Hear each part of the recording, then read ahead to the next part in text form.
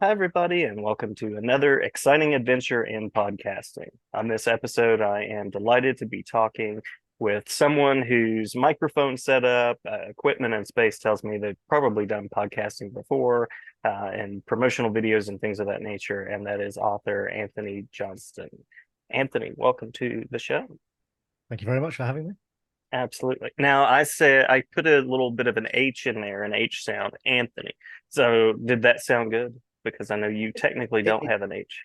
it's very American. I'm used to it from all my American friends. None of them can pronounce my name properly. It's fine. Okay, okay. All right. We'll go with Anthony then. Anthony, if that's better. Okay. All right. So at the top of the episode, I usually like to ask about what draws people into the medium that they're working in. In your case, you have a nonfiction book that you were just pointing at behind you. You have comics, graphic novel work, and you also have thrillers and mysteries in prose. And so we have a variety of places we can go with that sort of question of, And video games too, don't forget. oh yes, yes, absolutely, absolutely. So curious about, I guess the question is, what draws you to authoring? What initially connected you to the written word and to sharing in that way? I think I've always read, Mhm. and one of my earliest memories is of being read to.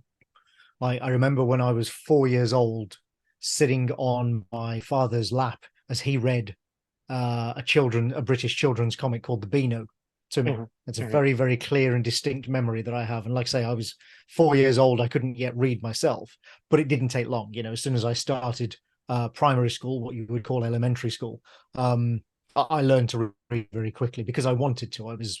I've always loved stories. I've always loved being told stories and telling stories. And so realizing that reading was a way of doing that, and writing was a way of making my own stories. I'd learned that very, very quickly indeed. So and that's a very prosaic answer, I know, but I really do think that that's important, because the earlier you learn to read, the more reading becomes a habit throughout your whole life, and something that just never, the enjoyment of which never really leaves you. It stays with you throughout your whole life. It certainly has for me, and every other writer I know really has a similar story. Mhm. Mhm. But I've always, as I say, I've always also loved telling stories.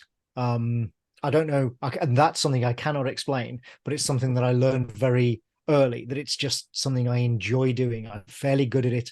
I get a thrill from doing it. I enjoy watching an audience's reaction as I tell a story. Um, yeah, I've lived my life in, surrounded by and immersed in fictional stories, and then regurgitating my own, as it were. Mhm. Mhm. Mhm. You said a prosaic answer, but I totally love the story of reading with someone in your family and how that inspires you, and that's a big part of what I'm interested in literacy is what inspires people to write, create, what draws us, and there so often there's someone in a family circle or friend circle that does that kind of passes My it along. my parents always encouraged me to read. I'm from a very working class, blue collar background. My parents were not sort of high achievers academically or anything. Um, and so they really encouraged me to read from a very early age. They didn't um, try to guide my reading in any way. Mhm. Whatever I wanted to read, whatever I was happy reading, they were happy for me to read it. Uh, and like I say, that you're absolutely right. That was so important. I support a charity here in the UK called BookTrust, Mhm. Mhm. and what they do is they supply books to children from disadvantaged families. And one of the initiatives that they support and that they sort of put into action themselves is encouraging parents in those families to Mhm. read the books with their children and to their children, to instill that love of reading in the child at a very early age. And yeah, they're a charity that I'm very happy to support, because I fully support that notion. Yeah, I agree with what you just said. It's so important. We'll also provide a link to the charity as part of the video and audio if you would like as well. Sure, yeah, it's booktrust.org.uk. All right, we will do that. So curious about, I would guess that on the reading menu you had comics I'm going to Yeah. guess that there were some thrillers that made their way in, and maybe some mysteries too. I'm guessing. Lots. Yeah. Um, so curious about what it's like for you to work across forms from different genres in prose to writing for comics to writing for video games and nonfiction and everything that's sort of in between. It's I mean, it's interesting. Hmm. You Hmm. know, I have a very interesting job, which I love. Yeah, there was absolutely a great number of mysteries and sort of, thrillers for children, YA thrillers, that sort of thing, as well as comics. Most of the comics I read were also things like 2000 AD, so sci-fi and fantasy, Hmm. or The Eagle, which had lots of sort of contemporary thriller type comic strips as well. So I've always loved that sort of, adventures and that kind of thing has always been my favorite sort of fiction. There was an American series actually that I read as a child called The Three Investigators, Hmm. which was Hmm. billed as Alfred Hitchcock Presents, even though Hmm. I'm sure that Mr. Hitchcock had absolutely nothing to do with the book, the content of the books, but just agreed to, license his name out to them. But I loved them. They were great. They are, I mean, I've reread some of them recently. They are quite old fashioned, because they take place in 1950s California. Um, but the mysteries are great. They actually hold up, and they are very sort of, they're very fast reads. They're thrillingly written. Hmm. I definitely recommend those to even now to, sort of young children. Um, as for writing in all these different media, yeah, it's like I say, it's interesting. It's something that I just find, I wouldn't say easy to do, but to Hmm. me it feels natural. When I have an idea for a story, it almost always comes in a form that matches to a medium. Hmm. Hmm. So if I have an idea for a book, then as far as I'm concerned, it's going to be a book. If I have an idea for a comic or a graphic novel, I'm going to do it in that medium, and so on. It's very rare for me to have an idea for something in a certain medium and then actually, created in a different medium. That almost never happens. I won't say never, but almost never happens. um and so working in all these different media, just like I say, feels kind of natural because I have lots of different ideas, and when I have an idea I think, oh, that would make a good audio play or screenplay or book or comic or whatever, or video game even. And that's how I write it. It Love it. just, like I say, it just kind of feels natural to me. Now, there's another element to that, obviously, which is professionally breaking into each of those different Right. fields. That's more difficult and a whole different subject, a whole different discussion. But in terms of my inspiration and, sort of my own work, sitting here at this desk, typing away every day on my keyboard, it really is just a question of what's the idea I have and what medium does it, do I feel that it works best in? And Hmm. that's what how I decide to that's what I will write. That's how I decide what medium to work in. And obviously I get commissioned for things like video games as well. That's another area. I'm writing a game at the moment, which is a cyberpunk Metroidvania. And that's something I've been hired to do. So I can't suddenly decide, oh, that's going to be a book instead. Right. Obviously, that's going to be a game. But still, I try to pick projects to work on that give me a degree of freedom and sort of a latitude in how I approach them. It keeps me interested. I like doing lots of different things. I like doing new things that are Hmm. new to me and things that haven't been done before. I've worked on a number of video games in like using new technologies, Hmm. Hmm. and sort of that have innovation built into the design. I find that very interesting. Um, yeah, I like to stay interested. Yeah, I love that. Love that. And I love that as a reader when I can read across genres and across forms. And I imagine that innovations in video games, I'm sure there's challenge there, but I'm sure there's Oh also yes, a sense of new possibility as well. there's a great deal of challenge. I mean, Mhm. games more than any other storytelling medium is completely reliant on technology. Mhm. Mhm. And innovations in technology and developments in technology. It is impossible to work in games and not be involved and aware of the technological limitations and possibilities in within the medium that you're working. And so yes, say I wrote one of the launch games for the Wii U, for example. I've written launch. I wrote a launch game for one of the VR headsets. I think it was the Vive. I worked on Shadow of Mordor, Lord of the Rings game, which had a very innovative NPC system called the Nemesis system, where enemies that you'd fought before would remember you. And it was all generative and sort of, I wrote thousands and thousands of fragments of lines that the AI within the game knitted together to match how you'd encountered this enemy before, that sort of thing. So yeah, innovations like that is, I love them. I love doing them. I love being able to say, hey, I've done a thing that's nobody's done before. This is new. That really excites me. But there are also technical limitations, as I say, to games as well. And that's the less glamorous and a bit more frustrating side of things, the more realistic side of things. But yeah, it is very exciting. And comics as well. I like doing formalist experiments in comics.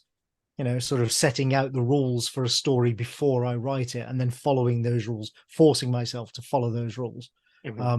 That's always interesting. I do a lot of adaptations, which are kind of similar. They're not formalist per se, but obviously you're taking a story that's told in one medium and turning it into a graphic novel or a comic series. And that requires a lot of sort of lateral thinking and figuring out how to make a story work in a different medium to that which it was originally created. Again, it's just all these things kind of keep me interested. I'm fascinated in how stories are told, how they're made, and all these projects allow me to kind of dig into that.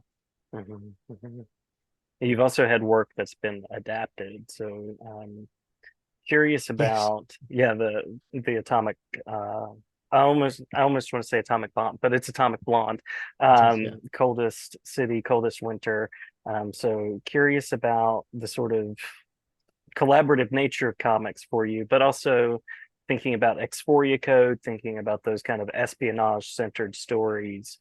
I'm always curious about what the research is like on those, because I read them and I think there's so many pieces here of like government intelligences, technologies, global and international interactions. So just curious about that as well. Yeah, well, I mean, with regards to things like Atomic Blonde, the advantage of me having done a lot of adaptations myself, actually, that was really good because it made me very relaxed about that whole process. I was a co-producer, so I read the screenplay and I was giving notes and I went to the set and that sort of thing. But I didn't write the screenplay, and I was very happy to sort of stand back a little and let Kurt, the screenwriter, and Dave, the director, and Charlize as producer, let them mold their version of the story. My only criteria, and I said this to them, my only criteria was I wanted them to make a good movie. That's all I cared about. Now, as it happened, the movie they made was quite faithful to the book, more faithful than many film adaptations are, but it was also good, and that's more important to me. That's much more important than sort of slavish faithfulness to the original story. And I take that same attitude myself when I adapt. So yeah, it allowed me to be very relaxed about the whole process, and it was very enjoyable as a result. In terms of research, the amount of research I do varies a lot depending on the project. It's very different from project to project. There are some projects where I do almost no research whatsoever because it's just not required. Then there are things like, as you say, the Exploria Code, the Brigitte Sharp thrillers, which are also being adapted for TV, by the way, at the moment. They're in development, which require quite a bit of research, but not always in the areas where people think. Which is to say, I've grown up reading, as I said, thrillers, adventure fiction, and that includes spy thrillers, watching spy movies. I love Cold War spy fiction. That's why I wrote Atomic Blonde, The Coldest City in the first place. So I kind of know that milieu, and I know a lot about the real world and how it works. But I also know that the real world of espionage is actually really dull. Like, it's really quite boring. It's a lot of sitting at desks and poring through transcripts and analysis and stuff. It's really, the vast majority of it is not interesting at all. So I also know how to take that I've learned over the years from seeing other people do it, how to take that and turn it into something interesting fictionally. And the reason I mention that is because the Bridget Sharp books are all about cyber espionage. She's a hacker working for MI6. She's protecting the United Kingdom against threats from abroad, from sort of hostile foreign nations. And a lot of the technology in it is real. I might be sort of using it in a new, innovative way, but the actual technology is completely real. I do a lot of research on that to make sure that it's all very either real or very, very plausible, just sort of 20 minutes into the future, as we say. What isn't real is my version of MI6, which is completely fictional, bears almost no resemblance to the real MI6, and that's very deliberate because, again, the reality of MI6 is that it's really boring. I didn't want those aspects of the book to be boring, and so I completely fictionalized how MI6 works. Some of the language and codes that they use, how MI5 works as well, because they get involved in some of the stories.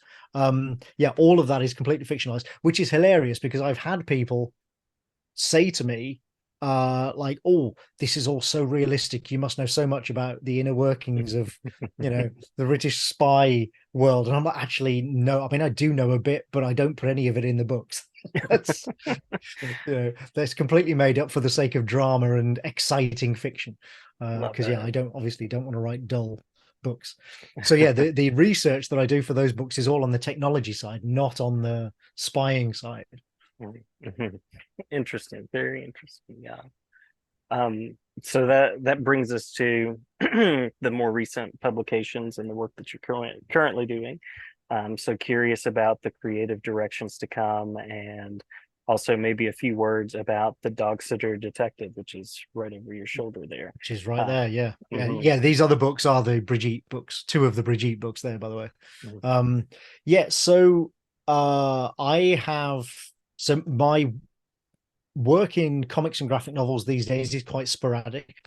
But what I do have coming out, I think next year, is a new Alex Rider graphic novel.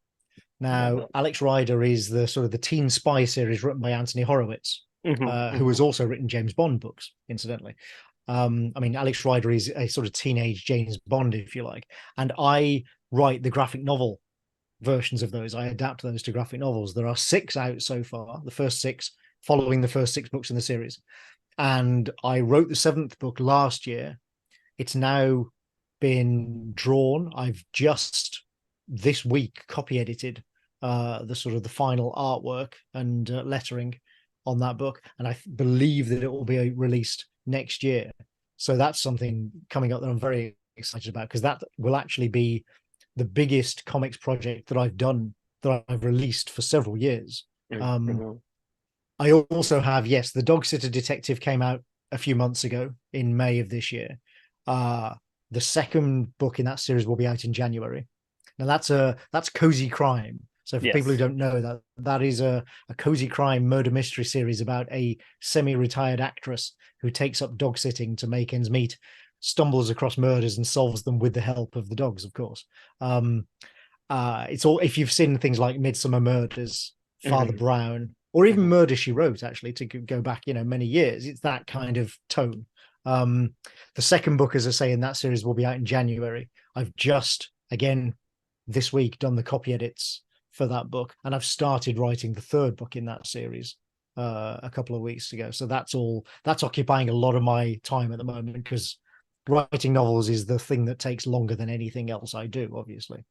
It's everything else is, writing things like comics and screenplays is a bit like sprinting. Writing novels is like running a marathon. It takes much longer. But I'm very excited about that, obviously. What else do I have coming up? Oh, and yes, so I have, on the video games front, there is the game Silent, well, say a game. So there's the project called Silent Hill Ascension. Which is supposed to come out in a couple of months, supposed to launch in a month or 2, I believe, which is an interactive web series set in the world of Silent Hill, which is a series of horror video games that's gone quiet in recent years, but they're ramping back up with a whole Hmm. bunch of new projects, and that's one of them. I was a narrative consultant on that project, working with Bad Robot, their games division.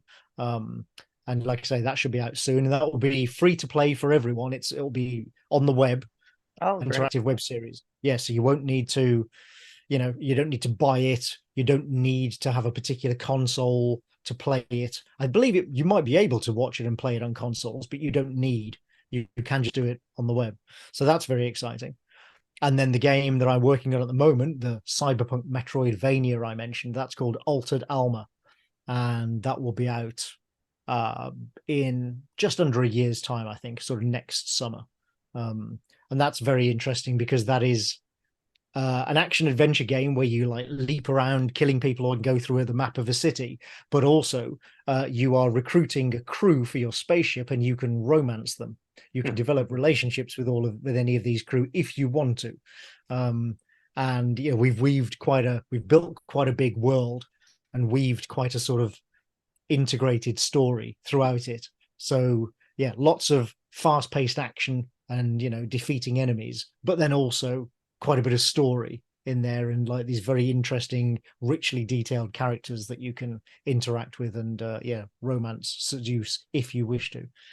So that's again, something a bit new that's not really been for. So combining those two genres of games. So yeah, that's all really interesting. And there are a couple of other things, even beyond that. There are other things that I'm sort of talking about that aren't public yet.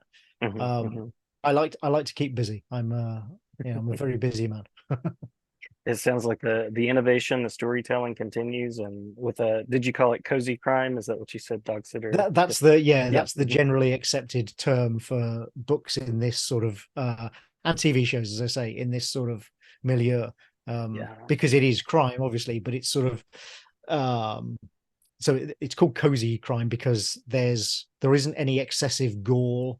There's Hmm. no Hmm. sort of brutality or excessive violence, and generally there's no excessive language or explicit sex or anything like that. They are kind of Hmm. family friendly stories, if you like, and they Yeah. focus on the puzzle of the crime. A detective having a fiendish puzzle of a crime to solve, and that's the emphasis and the focus. And in these particular ones, also dogs, because I love Yes. dogs. Same, same. I'm a schnauzer person. Ah, Um, I had lurchers, and the first book features a pair of Salukis. Second book is Border Collie. I love it. I love it. I'm glad to hear that it's an ongoing series. And those cozy crime series, if you connect to it and really find those patterns, I've seen series that are like 20 books Oh yeah, yeah, and more. yeah, So as a person that absolutely, likes yeah. to stay busy, that's a wonderful venue to tap into. Um, From your lips to my publisher's ears. that's right. That's right. And very well written as well as anything is that you put your pen to. So Oh, that's very um, kind. absolutely, absolutely. And happy to talk about your work and recommend it anytime. Excited to hear that there's another Alex Writer collaboration on the way as well, because that's been a mainstay in my classroom for some time as well. Oh, excellent. That's Mhm, great to hear. mhm. I think the last thing, unless there's anything that we've missed, are just spaces where people can connect and follow along. If there are websites, particular places that you update, newsletters, things of that nature. Sure. So for the dog sitter books, you can find those at dogsitterdetective.com. That will give you more information about them, links to places that you can buy them. Also, things like book group materials for the Mm, first book. mhm, I made a PDF with sort of discussion points and what have you for book groups. If you have a book group or a library group, you can download the PDF, use that to kick off a discussion. So, and that's also got a link to the publisher. So yeah, dogsitterdetective.com for that. My own website is antonyjohnston.com. It's just my name. And that's the same for my social media as well. So I'm on, because of the great Twitter diaspora, I am on just about every social media site going. But because my name has this strange, unusual spelling, uh, I can get my name on pretty much any social media site. So wherever you are, wherever you go, just search my name, Antony Johnston. Make sure you spell it right. No H in Anthony. There is a T in Johnston.